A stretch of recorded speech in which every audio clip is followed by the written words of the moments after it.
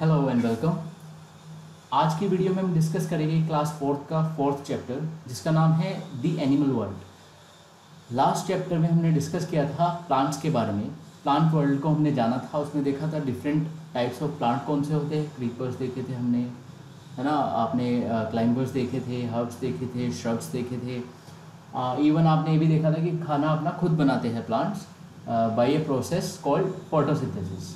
ऐसे ही आज हम एनिमल्स के बारे में काफ़ी सारे इंटरेस्टिंग फैक्ट्स और चीज़ें जानेंगे, अलग अलग कैटेगरी जानेंगे एनिमल्स की, कि एनिमल्स जो है लाइक कितनी कैटेगरी में हमारे डिवाइडेड है। तो आइए शुरू करते हैं। Animals that move in groups. ठीक है, तो कुछ एनिमल्स ऐसे होते हैं जो हमारे ग्रुप में मूव करते हैं, जैसे कि आपने शिप को देखा होगा, गोट्स देखी होगी ना। Some animals move in groups. There are different reasons why animal live in groups. Some of the reasons are as follows. तो आपने जो देखा है उसका रीज़न क्या होता है कि वो ग्रुप में कुछ जो एनिमल्स होते हैं ग्रुप में घूमते हैं। तो पहला रीज़न है they feel safer in large group. तो जितना बड़ा ग्रुप होगा उतना ज़्यादा वो सेफ फील करेंगे, उतना ज़्यादा सिक्योर फील करेंगे। In cold regions birds like penguin live in group to keep each other warm. तो ठंडे रीजन में जैसे आपका एंटार्क्टिका वगैरह है, वहाँ पे आपके पेंगुइन्स होते हैं, है ना, वे ग्रुप में रहते हैं। क्यों रहते हैं? क्योंकि वो वार्म रह सके, है ना, वार्म रह सके, साथ में रहेगी तो वार्म रहेगी। Some animals move around in group because they find food in specific areas where they can all gather and eat. तो कुछ एनिमल्स ग्रुप में इसलिए रहते हैं वो आसानी से शिकार कर सके, आसानी से खाने को खा सके और आसानी से उनको खाना मिल जाए।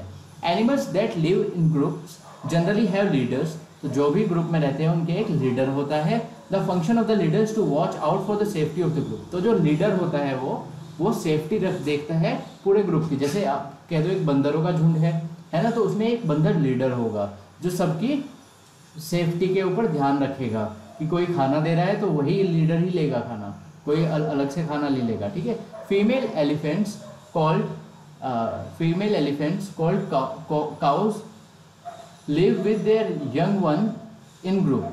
The oldest female is the leader of the group. When she senses danger, she lifts her trunk and trumpets loudly. तो एक इसमें एग्जाम्पल दे रखा है, जैसे एलिफेंट का ग्रुप है, उसमें जो फीमेल एलिफेंट होती है, सबसे ओल्डर फीमेल, मतलब ओल्डेस्ट फीमेल जो आपकी एलिफेंट होगी वो ग्रुप की लीडर होगी। और जब भी उसको कोई खतरा महसूस होगा तो वो अपने ट्रंक उठा के ट्रम्प करेगी, चिल्लाएगी। ठीक है। एनिमल बिहेवियर के बारे में बात कर लेते हैं। Some animals are very friendly while some are shy. तो कुछ एनिमल्स ऐसे होते हैं जो बहुत ज़्यादा फ्रेंडली होते हैं, जैसे डॉग्स हो गए आपके। कुछ एनिमल्स ऐसे होते हैं जो बहुत ज़्यादा शाई होते हैं, जो इंसानों के सामने आने से डरते हैं। Animals such as cats, dogs and cows are friendly animals. तो ये तीनों एनिमल्स कैसे हैं? ये फ्रेंडली है, मतलब ये दोस्ती कर लेते हैं इंसानों से। If we are kind of these animals they will come to us. Animals like rabbits, squirrels and pigs may not be as friendly as dogs and cats। तो क्या होता है, रैबिट जब आपको देखता है, स्क्विरल आपको देखती है, बर्ड आपको देखती है, तो क्या होता है, वे भाग जाती है, तो वे शाई होते हैं। Clear. They may take time to respond to us but they are shy. ये शाई होते हैं। Clear. Animals like tigers, wolves, lions, foxes live in the wild. ठीक है। तो ये कहाँ रहते हैं? जंगलों में रहते हैं। इस टाइप के एनिमल्स, जो टाइगर हो गया, खतरनाक वाले एनिमल्स है, वोल्व्स, लायंस, फॉक्सेस, ये सब कहाँ रहते हैं? जंगल में। तो इनको हम कभी भी अपना फ्रेंड बना नहीं सकते क्योंकि they are not use to human presence. तो ह्यूमन प्रेजेंस के यूज टू नहीं है। अगला देखते हैं, how animals help each other. आपको पता है एनिमल्स भी एक दूसरे की हेल्प करते हैं, है ना, शायद मैंने साइंस में आप ही को पढ़ाया था, है ना। Birds called egrets are usually found on the backs of cattle, deer and elephants. They feed on the insects found on the bodies of these animals. When these birds sense fear, they fly away, thus warning the animals. तो इसको हम symbiosis बोलते हैं। Clear. इस process में क्या होता है, देखो जैसे एक आपका कोई काव है, ठीक है, उसके ऊपर बहुत सारे कीड़े होते हैं, छोटे छोटे इंसेक्ट्स होते हैं। ठीक है। तो वो उन इंसेक्ट से काफ़ी परेशान रहता है, खुजली होती है कभी काऊ को, कभी बीमार हो जाती है। तो एक बर्ड होती है जिसको एग्रेट बोलते हैं। क्या बोलते हैं? एग्रेट। तो वो बर्ड क्या है, वो इंसेक्ट्स को खा लेती है।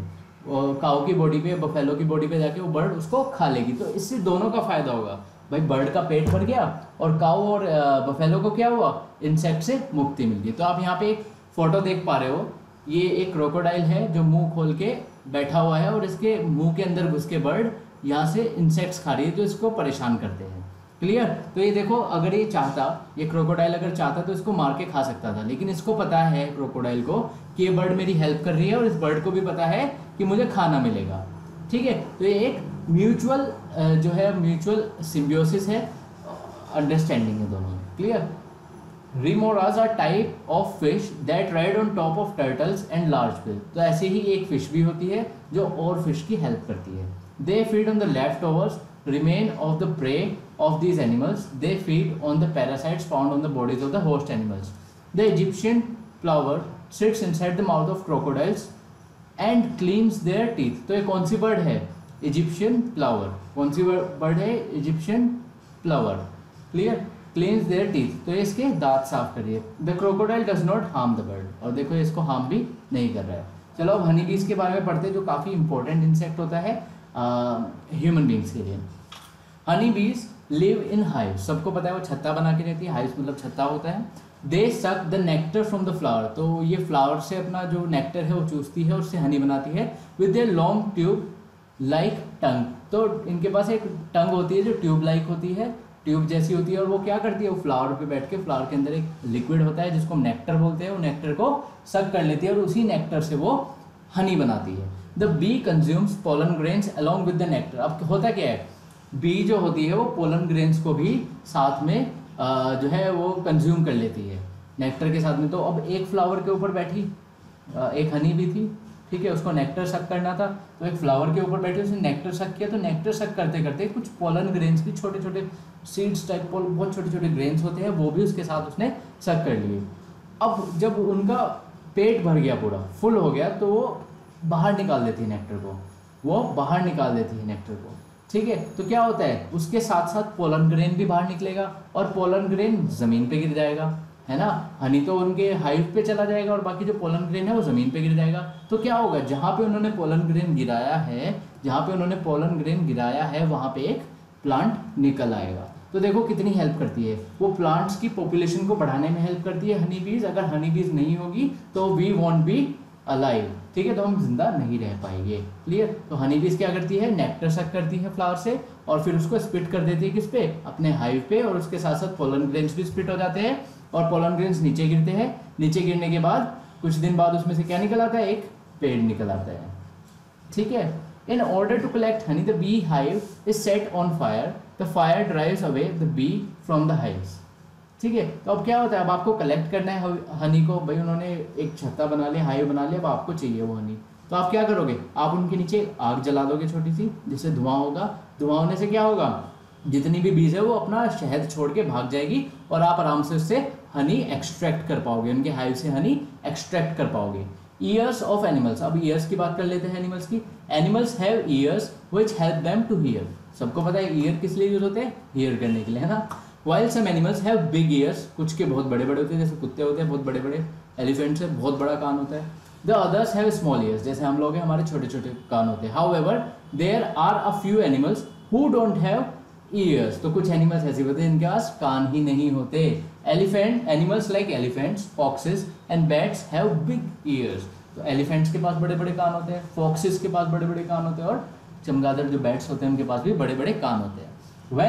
When the elephant senses threat, its ears spread wide on each other of the head, ठीक है, each side of the head, ठीक है। तो जब एलिफेंट्स को लगता है खतरा है तो अपने कानों को बिल्कुल लंबा कर लेता है, ऐसे चपटे बना लेता है, सीधा कर लेता है, जिससे क्या होता है वो खतरनाक दिखने लगता है। क्लियर। और जो सामने उसके ऊपर हमला करना चाहता है वो डर के भाग जाता है। Foxes and bats use their big ears to escape from enemies and to catch their prey.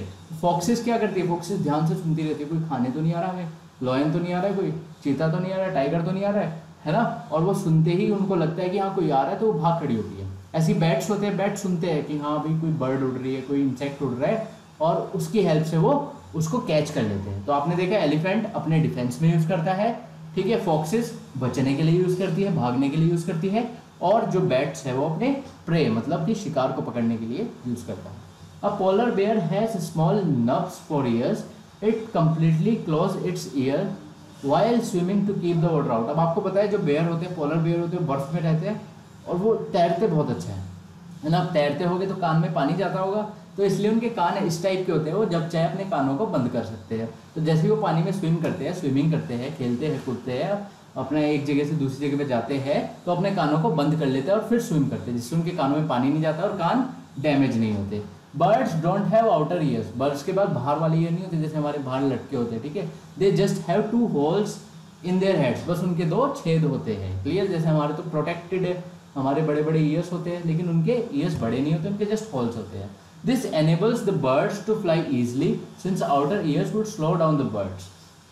तो क्या होता है, क्यों नहीं होते ऐसे, अगर लंबे लंबे कान हो गए तो हवा उस पर टकराएगी और उनको स्लो कर देगी। अब कान ही नहीं है तो हवा टकराएगी का, वो फास्ट उड़ सकते हैं।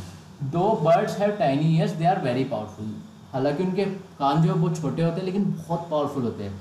They can hear sounds which even humans can not here, तो वो वाली साउंड भी सुन सकते हैं जो हम नहीं सुन सकते, क्लियर। तो यहाँ पे कुछ आपको ईयर के फोटोज दिए हुए हैं, तो आपको बताना है डॉग का कौन सा है, फॉक्स का कौन सा है, एलिफेंट का कौन सा है और पोलर बियर का कौन सा है। तो पोलर बियर का कौन सा होगा, ये वाला, क्योंकि व्हाइट कलर का होता है पोलर बियर और उनके पास ये बंद करने के लिए देखो यहाँ पे कानों को एक लेयर दी हुई है।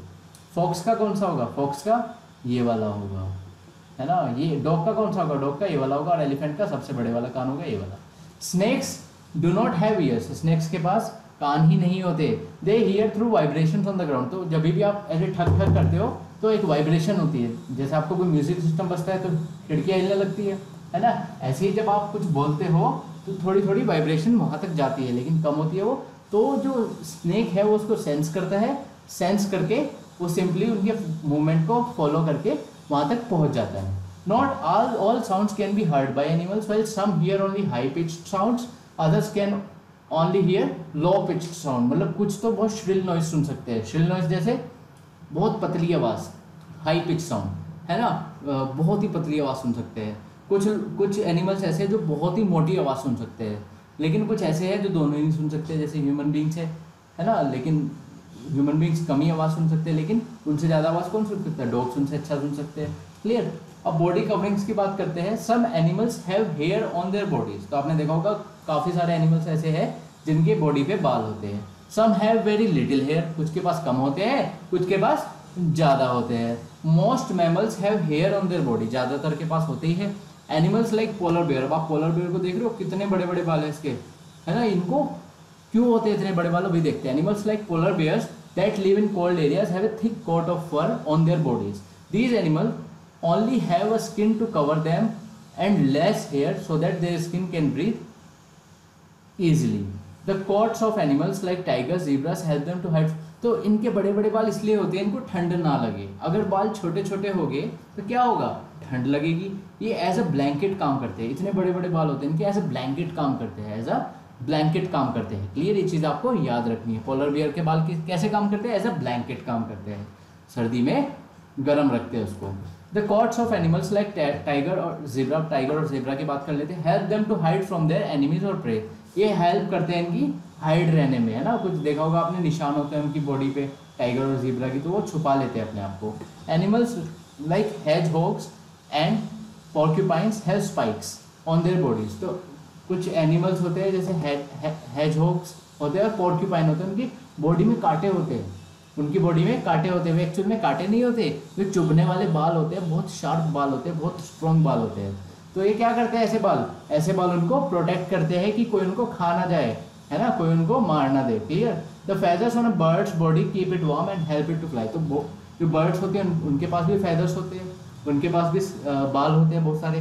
तो किस लिए हेल्प करते हैं वो, एक तो उनको फ्लाई करने में हेल्प करते हैं और उनको गर्म रखने में हेल्प करते हैं। तो हमने देख लिया कि किस एनिमल की बाल जो है किस काम आते हैं, जैसे पोलर बियर का ब्लैंकेट के काम आते हैं, टाइगर और ज़ीब्रास को छिपने में काम आते हैं, और पोर्क्यूपाइंस को स्पाइक्स एज ए स्पाइक्स चुभने वाले कांटे की तरह काम आते हैं, बर्ड्स को उड़ने में और गर्म रहने में काम आते हैं। तो अब आपको इसकी बैक एक्सरसाइज कंप्लीट करनी है, कंप्लीट करके मुझे या फिर प्रदीप सर के नंबर पे आप उसको भेजोगे और आपका कोर्स जो है वो अवेलेबल है मार्केट में, जल्दी से आप उसको खरीद लीजिए, तभी आप अच्छे से पढ़ पाएंगे। इसी के साथ आपका जो चैप्टर है वो ख़त्म होता है।